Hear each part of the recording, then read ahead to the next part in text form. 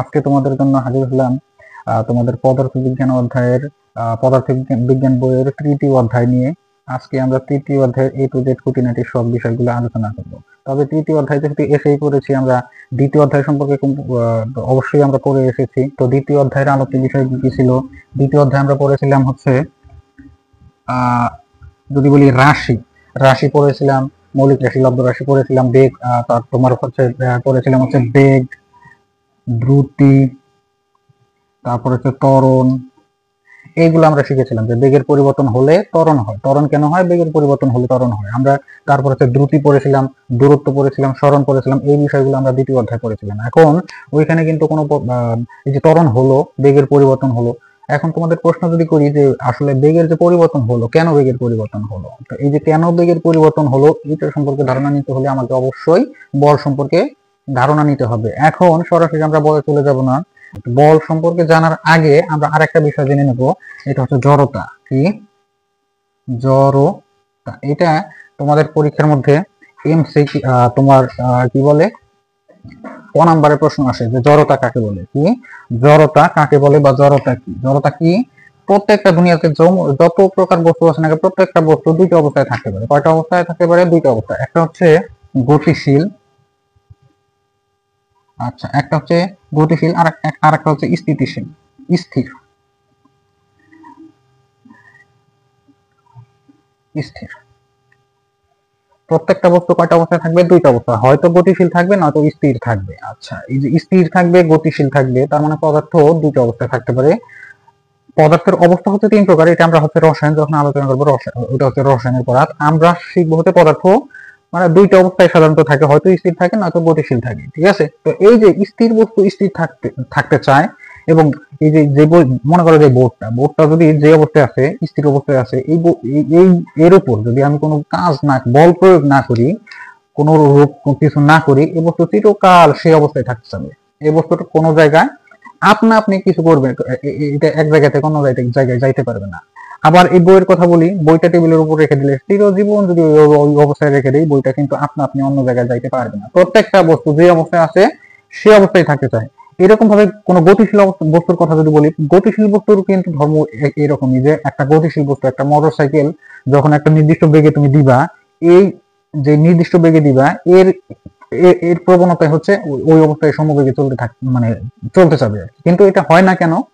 কারণ হচ্ছে রাস্তার সাথে, চাকার সাথে ঘর্ষণ থাকে এবং বাতাসের একটা বাধা থাকে। এই কারণে কিন্তু বাইক বা কোনো চলন্ত বাসের কথা বলি বা চলন্ত সাইকেলের কথা বলি, একটু পর থেমে যায়। কিন্তু যদি ঘর্ষণ বল কাজ না করতো এবং বাতাসের বাধা যদি না থাকতো, তাহলে কিন্তু এটা অনবরত এই অবস্থায় চলতে থাকতো, এরকম ভাবে চলতে থাকতো হচ্ছে আর কি।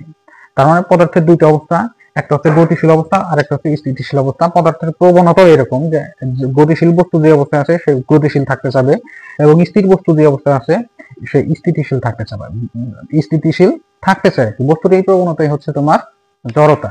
তাহলে যদি ক নাম্বারে আসে যে জড়তা কাকে বলে বা জড়তা কি, তাহলে লিখবো বস্তু যে অবস্থায় আছে চিরকাল সে অবস্থায় থাকতে চাওয়ার যে প্রবণতা তাকে বলে জড়তা। তাহলে জড়তা কি? বস্তু জড়তা বলে, জড়তা বলে। আচ্ছা, জড়তা কাকে বলে? তাহলে বস্তু যে অবস্থায় আছে চিরকাল সেই অবস্থায় থাকতে চাওয়ার যে প্রবণতা তাকে বলে হচ্ছে জড়তা। তাহলে বস্তু যে অবস্থায় আছে চিরকাল সেই অবস্থায় থাকতে চাওয়ার যে প্রবণতা, এটাই হচ্ছে জড়তা। এখন হচ্ছে বস্তু কয়টা অবস্থায় থাকতে পারে? দুইটা অবস্থা, হয়তো স্থিতিশীল অবস্থায় থাকবে নয়তো গতিশীল অবস্থায় থাকবে। তার মানে হচ্ছে জড়তা হচ্ছে দুই প্রকার। এমসিকিউতে আসে যে জড়তা কত প্রকার? দুই প্রকার। কয় প্রকার? দুই প্রকার। একটা হচ্ছে স্থিতি জড়তা, স্থিতি জড়তা। দুই নাম্বার হচ্ছে গতি জড়তা, গতি জড়তা। আচ্ছা, স্থিতি জড়তা কাকে বলে? ওই যে একটা বস্তু স্থিতিশীল অবস্থায় আছে, স্থিতিশীলতা, কোন বস্তু স্থিতিশীল থাকতে চাওয়ার যে প্রবণতা তাকে বলবো হচ্ছে স্থিতি জড়তা।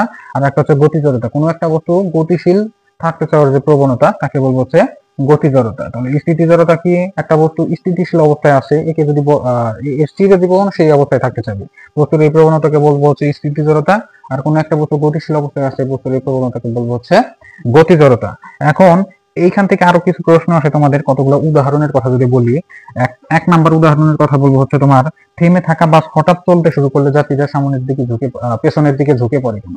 কি থেমে থাকা বাস, এটা হচ্ছে তোমাদের সৃজনশীলের খ নাম্বার, এবং ছোট প্রশ্নের ক নাম্বারে আসে যে, সরি, ছোট প্রশ্নের যে 2 মার্কের যে প্রশ্নগুলা এখানে আসে যে তোমার হচ্ছে থেমে থাকা বাস হঠাৎ চলতে শুরু করলে যাত্রীরা পেছনের দিকে ঝুঁকে পড়ে কেন? এর কারণ হচ্ছে গতি জড়তা। উত্তর লিখবো কি, যে থেমে থাকা বাস হঠাৎ চলতে শুরু করলে যাত্রীরা পেছনের দিকে ঝুঁকে পড়ে গতি জড়তা, সরি, স্থিতি জড়তার কারণে। এর ব্যাখ্যাটা কি? কারণ একটা বাস যখন চলতে শুরু করে, যাত্রীরা হচ্ছে যখন বসা অবস্থায় থাকে, হঠাৎ করে চলতে শুরু করলে যাত্রীরা পেছনের দিকে ঝুঁকে পড়ে কেন?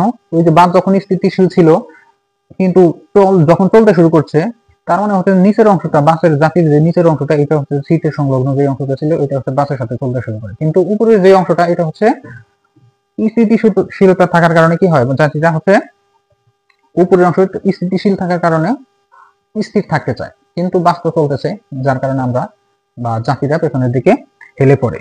এইরকম স্থিতি জড়তার আরো কিছু উদাহরণ আছে। যদি একটা গ্লাসের কথা কল্পনা করি, একটা গ্লাসের উপরে একটা হালকা একটা মোটা কাগজ নিবা, কাগজের টুকরা নিবা, এবং কাগজের টুকরার উপরে একটা কয়েন দিবা, যে কোনো ছোট একটা কয়েন দিবা।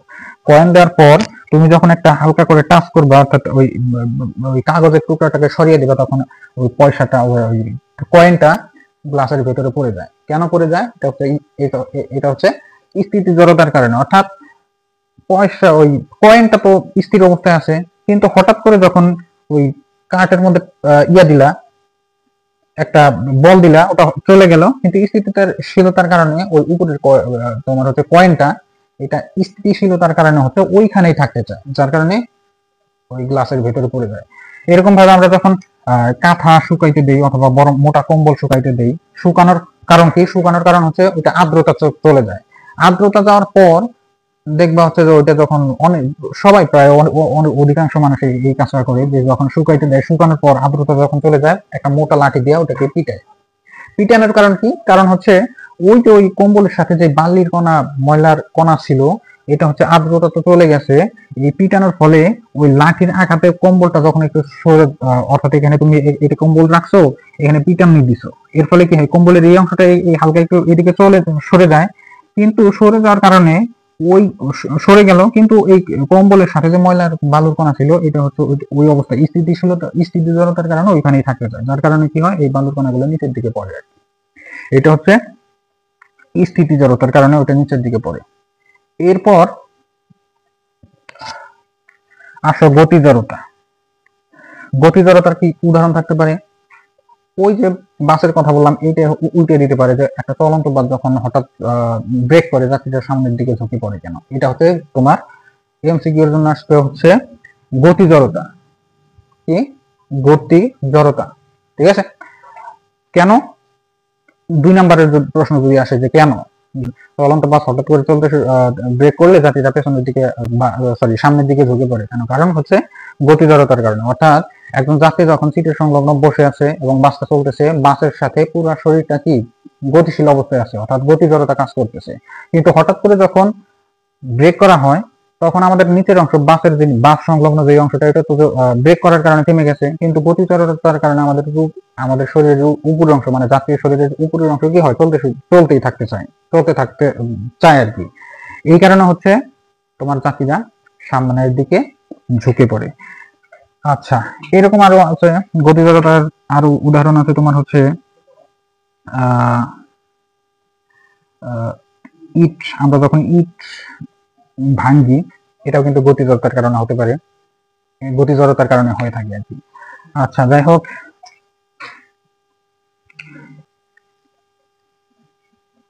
তোমাকে যদি প্রশ্ন করি যে একটা সাইকেল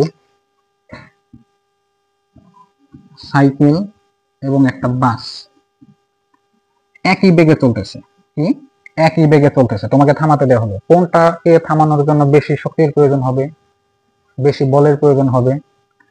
অবশ্যই বাসকে থামানো কষ্টকর হবে, কারণ বাসকে থামানো তোমার জন্য কষ্টকর হবে। সাইকেলটাকে সহজেই থামাইতে পারবো, কিন্তু কেন? বাসকে থামানোর জন্য বেশি কষ্ট করতে হলো, মানে এটা থামানো অসম্ভব প্রায়, কিন্তু সাইকেলকে আমরা থামাইতে পারবো আর কি, সম্ভব। বাসকে থামানো সম্ভব না। কেন সম্ভব না? একই দিকে চলতেছে। সাইকেলকে থামানো সম্ভব কিন্তু বাসকে থামানো সম্ভব না। কারণ হচ্ছে সাইকেলের তুলনায় বাসের ভরটা অনেক বেশি। সাইকেলের তুলনায় বাসের ভরটা অনেক বেশি। এই যে ভর বেশি, এখন থামাতে চাওয়ার যে প্রবণতা, অর্থাৎ বাসটা চলতে থাকতে চায়, এই যে বাসটা চলতে থাকতে চায় মানে চলন্ত বস্তু চলতে থাকার যে প্রবণতা, এটা হচ্ছে জড়তা। তার মানে এখানে একটা জড়তা কাজ করতেছে। বাসের ভরটা বেশি হওয়ার কারণে তার জড়তাটাও বেশি হয়ে যাচ্ছে, তার মানে ভরের কারণে। বাসের ভরটা অনেক বেশি, তার মানে বাসকে থামানো বেশি কষ্টকর হবে। বাসের ভরটা বেশি, বাসকে থামানো কষ্টকর হবে। এর মানে কি? বাসের ভর বেশি, তার মানে বাসের জড়তাটাও বেশি। সাইকেলের ভরটা কম, সাইকেলের জড়তাটা কম। তার মানে হচ্ছে যার ভর যত বেশি হবে তার জড়তা তত বেশি হবে। যার ভর যত বেশি হবে তার জড়তাটাও বেশি হবে। আচ্ছা, তার মানে প্রশ্ন দাঁড়ালো, যার ভর যত বেশি হবে তার জড়তা যদি তত বেশি হয়, তার মানে ভরের সংজ্ঞাটা আমরা কিভাবে দিতে পারি? এর আগের ক্লাসে আমরা শিখছিলাম ভর কাকে বলে। ভর হচ্ছে পদার্থের মোট পরিমাণ, অর্থাৎ কোনো পদার্থের মোট পরিমাণকেই ভর বলে। কিন্তু আমরা এখানে শিখবো হচ্ছে কোনো বস্তুর জড়তার পরিমাপকে ভর বলে। এখন এই যে আমরা বিজ্ঞানী নিউটনের কথা বলছিলাম, যে এই অধ্যায়ে বিজ্ঞানী নিউটন 3টা সূত্র দিয়েছেন। প্রথম সূত্রটা ছিল হচ্ছে জড়তার সূত্র। প্রথম সূত্রটা কি ছিল? যে বল প্রয়োগ না করলে স্থির বস্তু স্থির থাকবে এবং গতিশীল বস্তু সরল রেখা বরাবর সমবেগে চলতে থাকবে। তবে বিজ্ঞানী নিউটনের প্রথম সূত্রটা আমরা পরবর্তী ভিডিওতে একেবারে সুন্দরভাবে আলোচনা করব। আজকে এই পর্যন্তই। আল্লাহ হাফেজ।